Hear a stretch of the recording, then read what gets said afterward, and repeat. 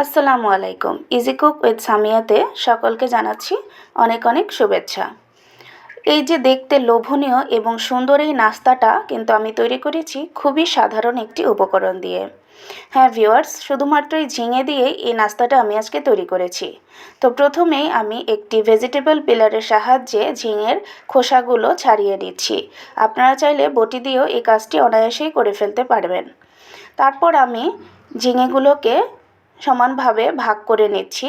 তবে একই সমান হতে হবে এমন কোনো কথা নেই, খুব বেশি ছোট করা যাবে না, এদিকে খেয়াল রাখতে হবে।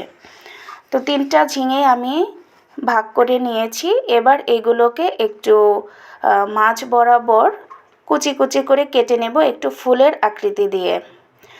এক পাশটা 1 ইঞ্চি পরিমাণ খালি রেখে অপর পাশটা এভাবে করে কেটে নেব। আশা করছি দেখেই বুঝতে পারছেন। তো এই যে আমি প্রতিটা ফুলের মতো করে কেটে নিয়েছি, একদিকে বন্ধ রেখেছি, অন্য দিকটা এভাবে কেটে নিয়েছি।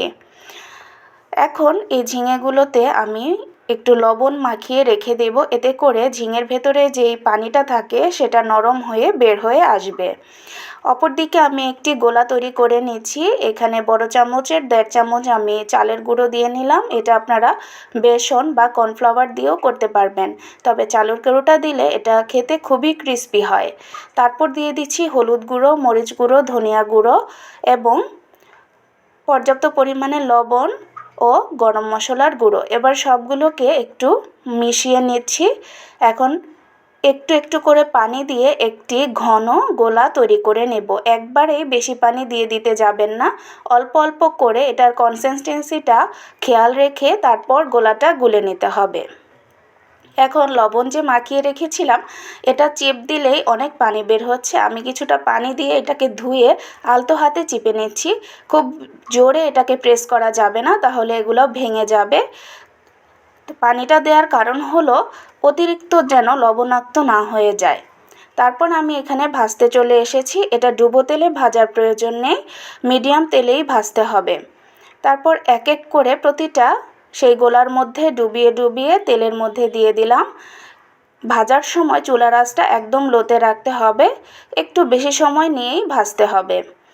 একবার উল্টে পাল্টে নিচ্ছি, এপাশ ওপাশ ভালোভাবে উল্টে পাল্টে এটাকে ভাজা ভাজা করে নিতে হবে। তো আমার এই ব্যাচটা প্রায় ভাজা হয়ে এসেছে। এখন এগুলোকে তুলে নিচ্ছি।